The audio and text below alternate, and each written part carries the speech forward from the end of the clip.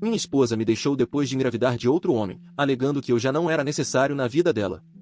Agora, 3 anos depois, ela reapareceu na minha porta porque o teste de DNA do marido atual deu negativo e ela não sabe quem é o pai da criança. Toda essa situação começou há 3 anos, quando meu casamento terminou, mas voltou para me atormentar no mês passado, de um jeito que você nem imagina. Eu, que agora tenho 32 anos, conheci Bárbara, hoje com 30, quando tinha 23 e estava na universidade. Eu passava a maior parte do tempo ou em aula ou trabalhando meio período. Não era exatamente uma pessoa sociável naquela época. Tinha um pequeno grupo de amigos, mas na maior parte do tempo ficava na minha. Bárbara era completamente diferente. Estava no mesmo curso que meu colega de quarto e eu a conheci numa festa para a qual ele me arrastou. Começamos a sair cerca de 2 semanas depois dessa festa. Até hoje não entendo muito bem o que ela viu em mim. Meus amigos diziam que eu estava me envolvendo com alguém muito acima do meu nível. Ouvi essa frase mais vezes do que consigo contar durante aqueles primeiros meses. Namoramos por uns 2 anos antes de eu me formar. Ela havia abandonado a universidade depois do primeiro ano e trabalhava em uma loja ganhando salário mínimo. Casamos numa cerimônia pequena, com familiares e amigos próximos. Eu tinha 27 e ela 25. Meus pais pareciam felizes, embora minha mãe tenha feito alguns comentários sobre sermos jovens. Os pais dela moravam a 4 horas de distância, vieram ao casamento, mas foram embora logo depois. Bárbara dizia que eles sempre foram distantes assim. O primeiro ano pareceu normal. Eu trabalhava muitas horas e ela manteve o emprego. Assumi projetos extras no trabalho. Às vezes saía de casa antes do amanhecer e só voltava depois de escurecer. Bárbara reclamava às vezes, mas era necessário se quiséssemos estabilidade financeira em vez de apenas sobreviver. O segundo ano foi diferente. Ela começou a fazer todas aquelas coisas que fazem você suspeitar de traição. Na época não enxerguei assim porque confiava nela, mas olhando para trás agora vejo o quanto era mentirosa e traiçoeira. Então, numa tarde, tudo desmoronou. Nesse dia cheguei cedo pela primeira vez. Eram por volta das 6 da tarde e eu realmente queria jantar juntos. Bárbara estava sentada no sofá me esperando, com uma expressão que não conseguia interpretar. Antes mesmo de eu largar minhas coisas do trabalho, pediu que eu me sentasse porque precisava conversar. Era para me dizer que estava grávida, mas que o bebê não era meu. Durante os 3 segundos que levou para falar que a criança era de outro, senti uma onda de emoção. Ela também não estava pedindo desculpas, apenas me informando. Explicou que via outra pessoa havia mais de 1 ano, que deixou de me amar perto do nosso primeiro aniversário e que o cara era um empresário que conheceu num bar. Descreveu como um homem bem-sucedido que a tratava melhor do que eu jamais a tratei. Quando perguntei como podia ter certeza de que o bebê não era meu, já que imaginei que não tivesse feito exame de DNA ainda, ela riu. Disse que sabia, que a intuição dela nunca tinha errado em nada. Não lembro muito das horas seguintes. Sei que saí de casa para pensar, quando voltei, ela já tinha arrumado uma mala e ido embora. Durante a semana seguinte voltou 2 vezes para buscar o resto das coisas enquanto eu estava no trabalho.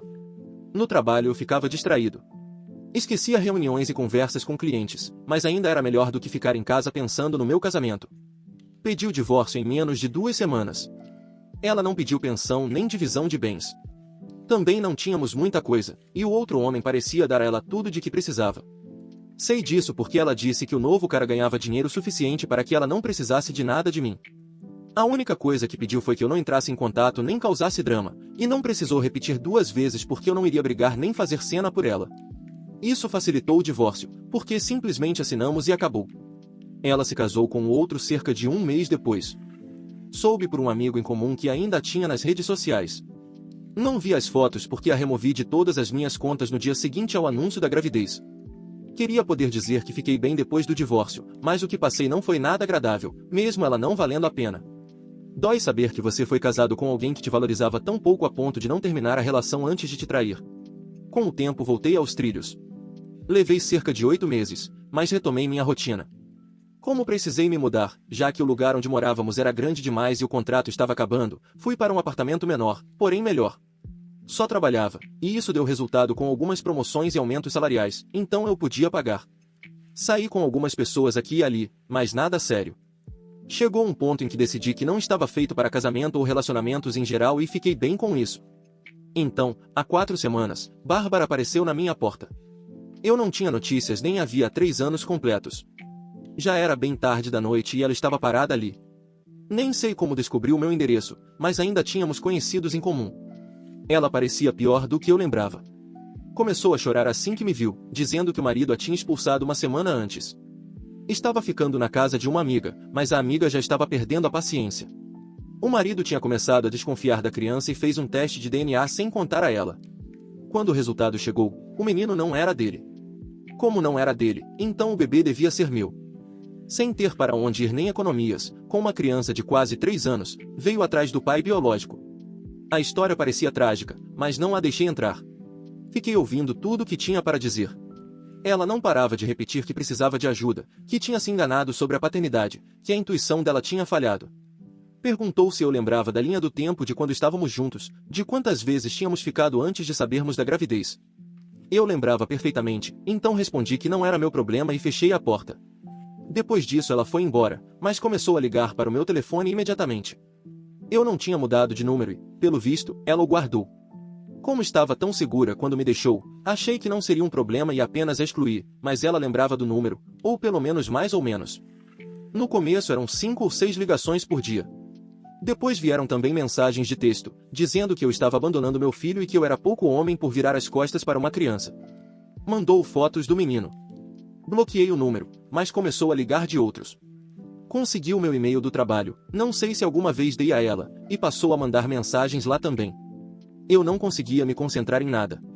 Estava em reuniões e meu telefone vibrava com chamadas de números desconhecidos.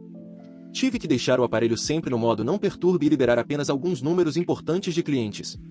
Meus colegas perceberam que eu estava distraído de novo. Eu tinha um prazo de projeto se aproximando e estava ficando para trás. Há 2 semanas decidi que precisava resolver isso corretamente. Marquei uma consulta com um advogado, um especialista recomendado pelo meu pai. Tirei um almoço mais longo e fui até o escritório dele. Expliquei tudo o que tinha acontecido e mostrei algumas das mensagens que Bárbara vinha enviando. Ele ouviu toda a história e depois disse para eu não mandar nem um centavo. Qualquer apoio financeiro poderia ser interpretado como reconhecimento de paternidade. Se ela continuasse me assediando, poderíamos ver uma ordem de restrição, mas primeiro precisaríamos provar que eu não era o pai. Eu não precisava disso para mim. Já tinha feito as contas durante o divórcio e era muito improvável que eu fosse o pai. Quando ela contou pela primeira vez, não foi a primeira coisa que fiz, mas com a cabeça fria eu sabia que não podia ser. Tinha que ser outro idiota, caso o grande empresário não fosse. Quando fui jantar com meus pais para contar tudo, eles ficaram furiosos. Para meu pai, Bárbara tinha muita cara de pau aparecendo depois do que fez. Minha mãe perguntou da criança, por que mães são assim, e ficou preocupada com a possibilidade de eu ser o pai e aquele ser o neto dela. Expliquei o que pensava e tentei evitar que criassem expectativas. Liguei para Bárbara. Ela devia estar esperando minha ligação, porque o telefone nem chegou a tocar. Disse que faria um teste de DNA, mas que até saírem os resultados ela não deveria esperar nada de mim. Aí tive a primeira confirmação de que o menino não era meu. Ela ficou imediatamente na defensiva. Argumentou que testes de DNA eram caros e que o dinheiro seria melhor usado com comida. Não deveríamos desperdiçar recursos quando ambos já sabíamos a verdade. Respondi que mais caro seria pagar por um bebê que não é meu. Para ela era fácil dizer isso, porque tinha tirado o dinheiro de um homem fazendo acreditar que era o pai, e eu não seria o segundo. Ela protestou dizendo que eu a tratava como se fosse uma mulher fácil, mas quando o teste de DNA saísse teríamos resposta para tudo.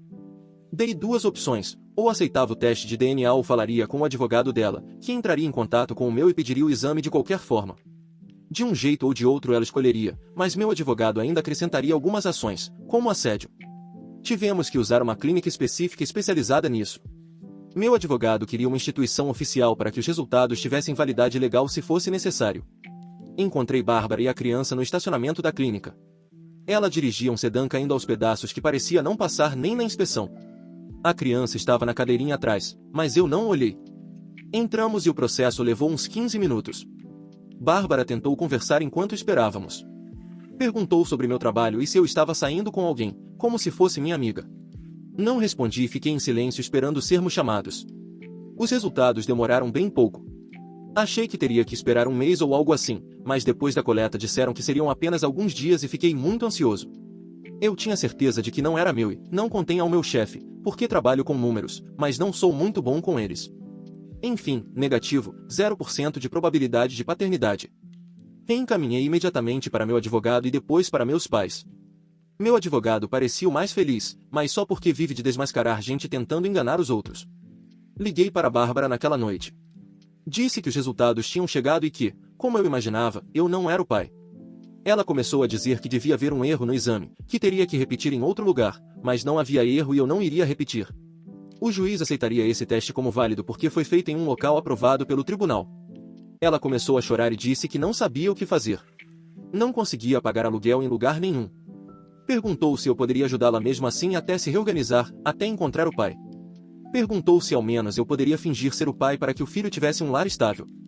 Desliguei sem responder. Eu ficaria mais satisfeito com esse karma se não houvesse uma criança envolvida.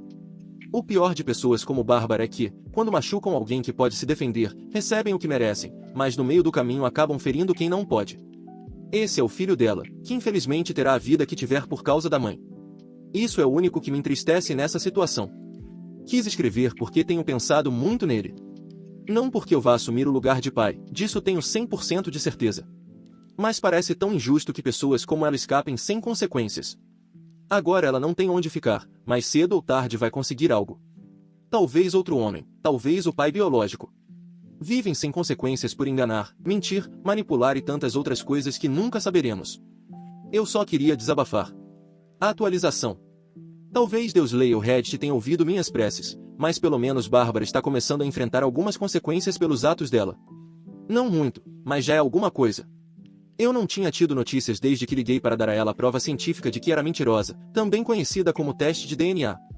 Esperava que estivesse focada em encontrar o verdadeiro pai biológico. Há 2 semanas ela apareceu no meu trabalho.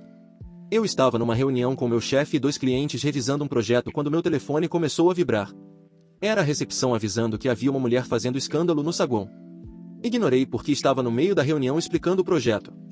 Depois o telefone do meu chefe tocou, ele se desculpou e saiu para atender. Voltou uns 30 segundos depois e pediu para eu sair um momento. Fui com ele até o corredor e disse que havia uma mulher no saguão perguntando por mim pelo nome dizendo que era mãe do meu filho. Desci de elevador até o térreo e consegui ouvir a voz dela antes das portas abrirem. Ela gritava com a recepcionista dizendo que estava encobrindo um pai irresponsável e que era tão culpada quanto eu pelo filho dela passar fome. Havia outros funcionários ali, pessoas com quem trabalho todos os dias. Todos olhando. Bárbara me viu sair do elevador e começou a gritar mais alto. Disse que eu a tinha engravidado e depois jogado fora, que eu não conseguiria negar e teria que sustentar meu filho.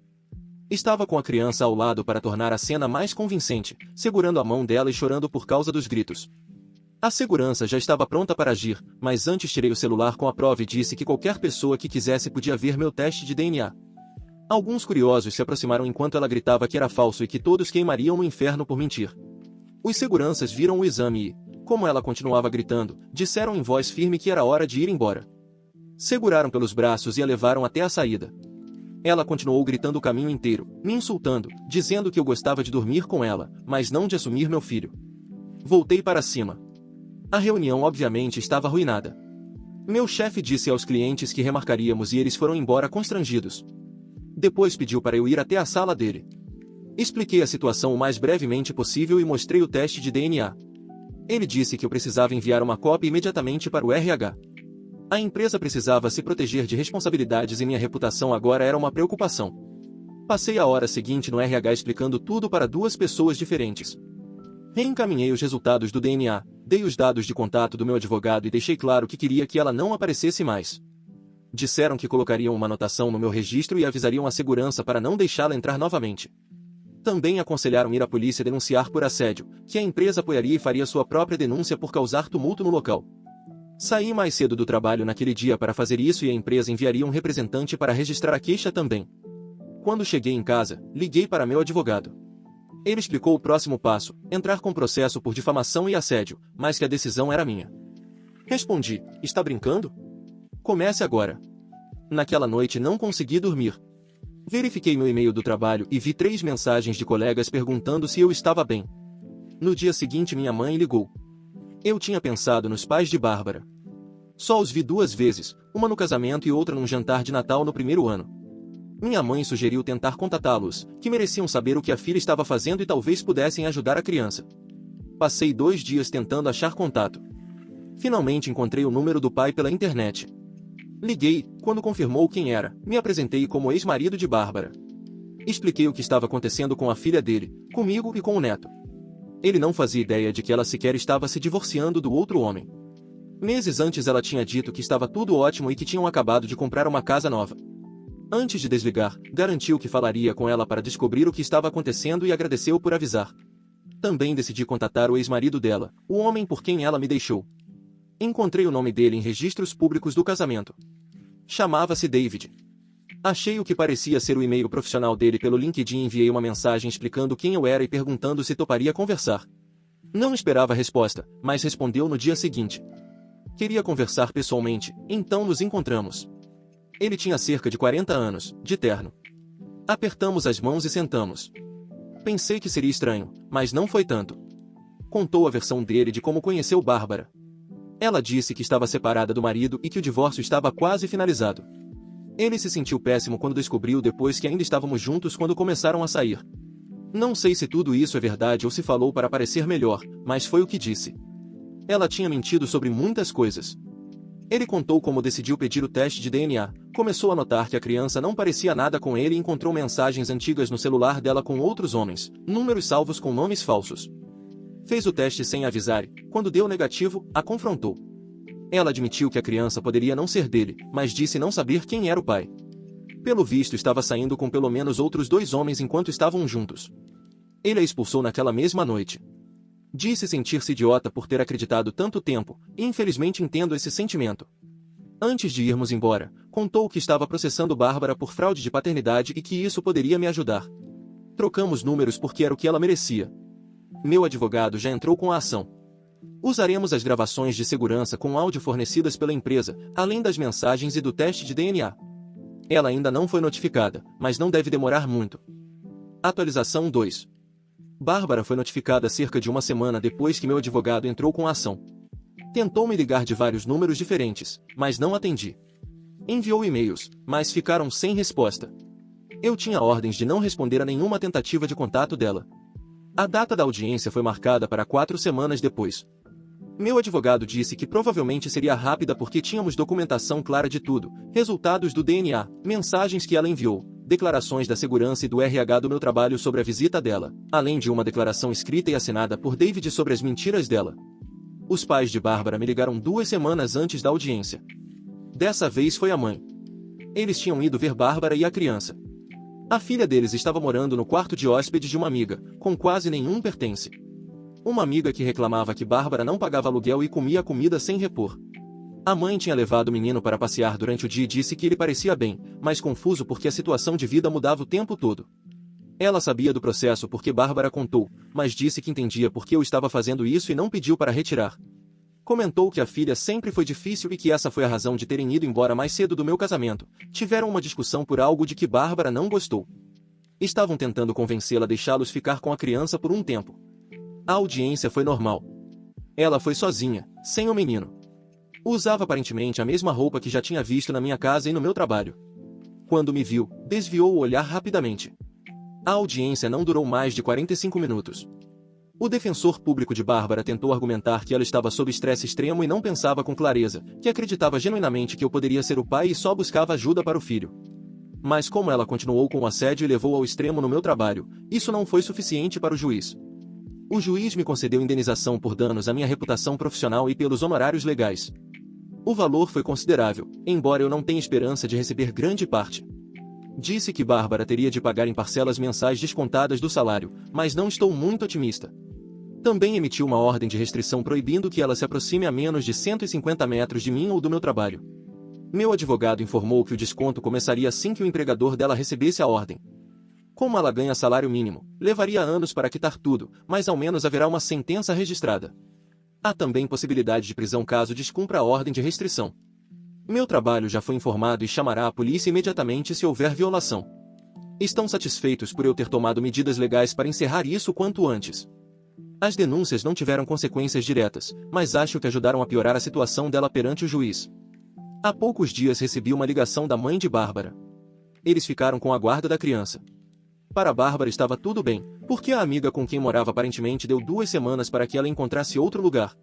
Isso me deixa feliz, porque crianças inocentes não deveriam pagar pelos erros dos pais. David também entrou com processo por fraude de paternidade e pretende cobrar isso no divórcio. Eles não têm acordo pré-nupcial, mas ele pretende usar a fraude para não precisar dividir bens com Bárbara. Quando conversamos outra noite, já que estou dando depoimento para ajudá-lo, chegamos à conclusão de que ela queria me enganar tempo suficiente até receber algo no divórcio de David, mas não conseguiu e esperamos que não consiga receber nada. Atualização 3. Os pagamentos descontados começaram a chegar há cerca de um mês. Pequenas quantias retiradas do salário dela. Não penso muito nisso. É como uma ampulheta muito lenta. No trabalho tudo voltou ao normal. O projeto que estávamos planejando quando Bárbara apareceu foi aprovado. Ficou só o comentário na empresa de que sou o cara com a ex-maluca, mas existem fofocas bem piores na vida. Os pais dela ligaram mais uma vez porque eu pedi. Queria saber do neto. Felizmente ele estava se adaptando bem a morar com eles. Disseram que começou a fazer amigos na pré-escola e parecia feliz. Não sei se mais feliz do que quando estava com a mãe antes de tudo isso, mas certamente mais feliz do que estaria agora. Ela ligou algumas vezes para eles pedindo dinheiro, mas eles recusaram. Ela pode visitar o menino se colocar a vida em ordem, mas não a vejo como alguém disposto a fazer isso. Fico contente que estejam tornando a vida dessa criança melhor. Ninguém mais merece ter a vida arruinada por ela. A única vida que ela deveria arruinar é a própria. E, em parte, foi o que aconteceu. David terminou todos os processos legais, o divórcio e a ação. Conseguiu que ela não levasse um único centavo dele. Não sei os detalhes jurídicos. Nenhum de nós é advogado e não queríamos entrar nisso. Mas, mesmo que ela tivesse direito a 50%, com a fraude de paternidade não recebeu nada. Acho que as coisas foram se ajeitando com o tempo e que cada um recebeu o que merecia. A criança tem figuras paternas dos avós que a amam. E Bárbara tem problemas legais e uma vida arruinada. Sei que ela pode conseguir outro homem, já me disseram isso nos comentários. Porém, nas últimas vezes que a vi parecia muito mal. Não sou superficial a ponto de dizer que um homem só fica com uma mulher se ela for jovem e bonita, mas isso era praticamente a única coisa que ela tinha para oferecer e perdeu. Com sua personalidade maravilhosa e bom coração não vai conquistar ninguém, porque não tem nenhum dos dois. Atualização 4. Bárbara arrumou vários problemas na vida e agora esses problemas estão cobrando com juros. O mais recente que soube, através de David, é que ela está cumprindo pena em uma prisão feminina por roubar o pai biológico do filho. Depois do desconto no salário e de não receber nada no divórcio com David, ela ficou desesperada. O salário mínimo já mal dava para viver com os descontos. Então, quando encontrou o verdadeiro pai da criança, não esperou fazer o teste de DNA nem uma ordem judicial de pensão. Pelo visto ele sabia do histórico recente dela e disse que só faria o exame com ordem do juiz. Como ela não tinha dinheiro para pagar um teste e esperar por um gratuito demoraria, decidiu roubá-lo. Entrou na casa dele e levou objetos de alto valor, o suficiente para ser acusada de furto qualificado e receber 3 anos de prisão. No fim, um advogado conseguiu o teste de DNA e o homem realmente era o pai biológico. Mas isso não autoriza ninguém a invadir uma casa. Segundo confirmação dos pais de Bárbara, o pai biológico está depositando dinheiro na conta deles, que são os tutores legais da criança. Isso não vai mudar até ele completar 18 anos ou até Bárbara cumprir uma série de requisitos para provar que pode ser mãe, algo que ninguém acredita que vá acontecer. Ela nem estava pedindo pensão alimentícia ao pai biológico, mas o dinheiro que dizia que ele devia. Por isso ele se recusou a pagar sem ordem judicial. Tenho certeza de que a vida de Bárbara daria um livro inteiro. Deve haver mais coisas escondidas do que conseguimos imaginar. Eu não compraria, mas se fizerem um filme e alguém postar um resumo de 15 minutos no YouTube, eu assistiria.